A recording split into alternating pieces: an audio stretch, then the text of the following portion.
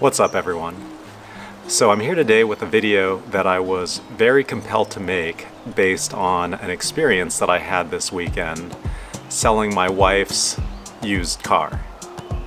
And if you notice, I am wearing a very party jacket, and that is because it is the Monaco Grand Prix, and I recently saw a video of Riccardo, who is now a McLaren driver, wearing effectively the Gucci psychedelic shirt. Spoiler alert, he didn't do that good in qualifying. Let's see how he does tomorrow at the race.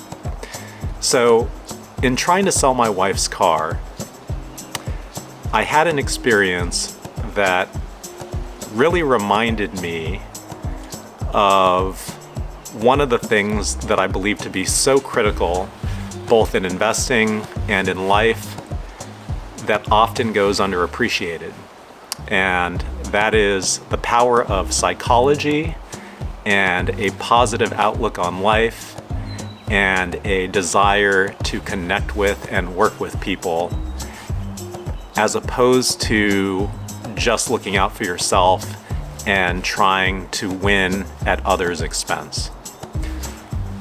What happened? So I was selling my wife's BMW 328i, a 2013, and part of the reason we're selling it is we have 5 cars and there is a chip shortage, so it is an optimal time to sell if we wanted to.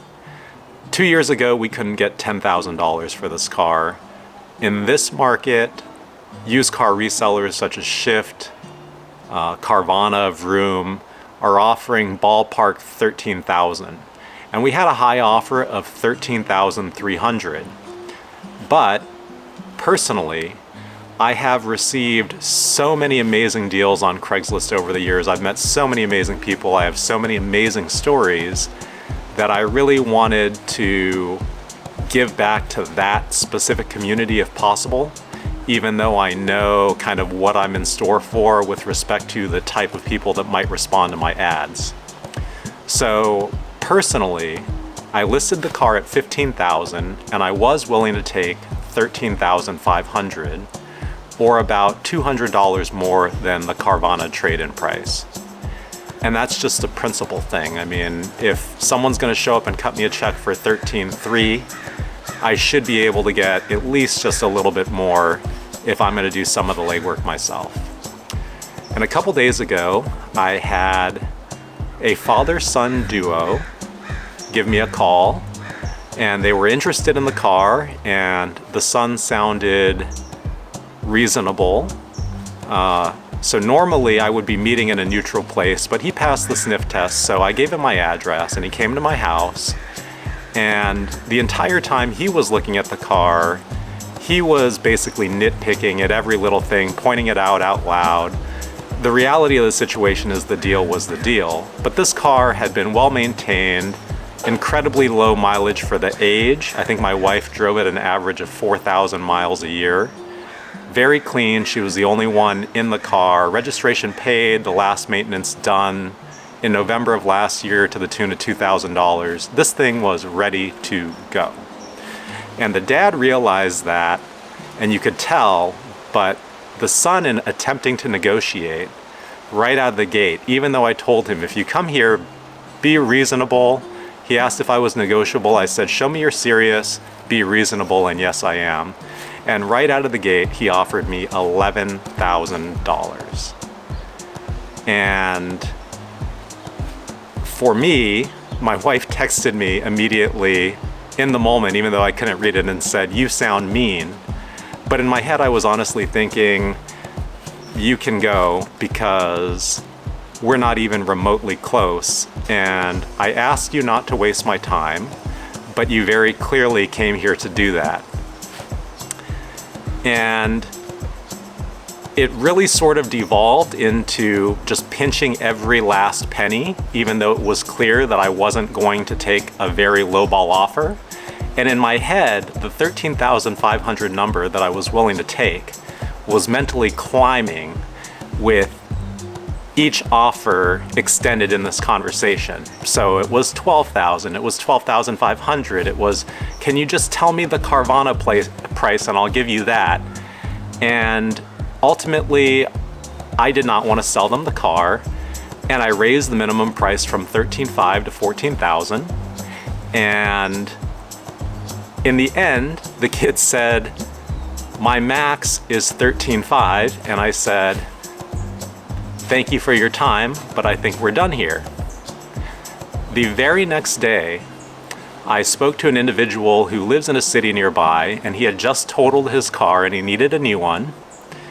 And he was so reasonable and personable in his discussions with me that I actually drove the car to him, since he didn't have a car, so he could take a look at it. And he was a lot more inconvenient in the types of activities that he wanted me to do. He wanted to run a Carfax, he wanted me to take it to his mechanic, but these are all reasonable requests. So I obliged. And I liked this individual so much more in the interactions that I ultimately agreed to sell him the car for $13,500, which is the same price that the person the day before had just offered me. And I think there's a lesson here in life in general, which is the specific actions that you choose to take matter in this world. And the end result for me would have been the same. In fact, I had to go out of my way to make this other transaction work. But I feel so much more better about it on the back end, and I know my wife does too. And it got me thinking about the psychology behind some of the decisions and some of the events that have taken place in my life and what they've meant, and how being short-sighted in the moment, such as that kid, can really come back to haunt you in ways you maybe don't anticipate or not even on your radar. And the best story that I can think of with respect to this is when I bought this house that I'm at right now, which is in the heart of Silicon Valley. It is a very nice area, and I probably have about $1.5 million in equity from my purchase price on this house in 7 years' time. And all of this is because of a single email I sent where I wasn't trying to be the winner of the conversation. So there was a house that I wanted that was in this general area, and it was a beautiful house. It was done up to the tens. It was gonna sell for top dollar, and I knew it. But it also happened to be the smallest house on the largest lot in the neighborhood. So rather than talk the house down, I emailed the seller of this house, or the listing agent, I should say, and I said, hey, you know, your house I know is going to go for top dollar because you did an excellent job presenting it. Everything you did to list this house, to prep this house for sale, is top notch. But I am still interested because it represents a good value, being the smallest house on the largest lot in the neighborhood. I sent this email very late at night, and within half an hour, I got a response. And the response was from the listing agent, who also, at the time, happened to be the #1 realtor in the country in 2012. We're talking the guy that beat out all the people you see on $1 Million Listing New York or whatever. This guy was top in the nation. And he responded to me personally and said, thank you so much for your email. No one has ever done this before. The reason that you're interested in this house is the same reason that I bought this house. This is my own personal investment property, and I wish you well in attempting to buy this. That was kind of the beginning of a long process that ultimately transitioned me over to him, and he helped us actually buy the house that we're in right now.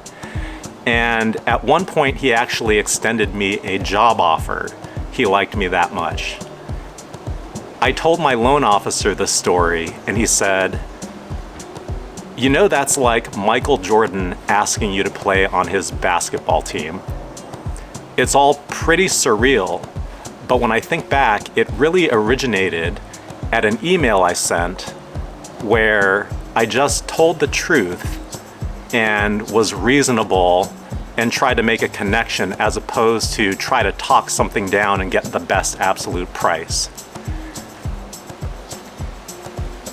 It doesn't all kind of fit within this good-bad type of a scenario, but I think people who try to push the limit can often find themselves short-sighted when it comes to decisions that really would be better for them long-term. And I have a friend who, at the same time, was trying to buy a house in the general area, and he couldn't decide if he should push the $25,000 extra necessary it would take to close on a home that he wanted. And you can imagine, given what I've just said here, the type of advice I would have given him. I would have said, just do it. 5 years later, he came back to me and said, not buying that house was the biggest regret of his life.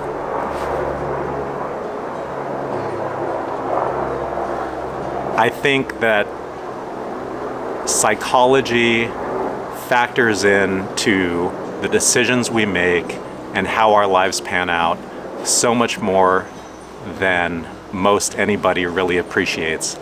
And I think that difference in mentality is the reason that I'm sitting here where other people might not be. And it can be hard because in this game of life, there's a lot of random chance. Where you're born, the family you're born into, the genetics you have. Some people get dealt a bad hand, but how you choose to work through that adversity and the outlook you have on life makes such a big difference to how it will unfold.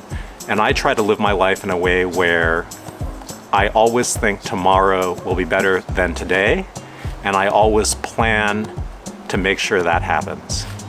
So this video was kind of neither here nor there, but I felt it was important enough to put this to tape and get it out there and see what you think. So maybe some will agree, maybe some won't. Let me know in the comments. Thanks for watching. I'll see you at the next one.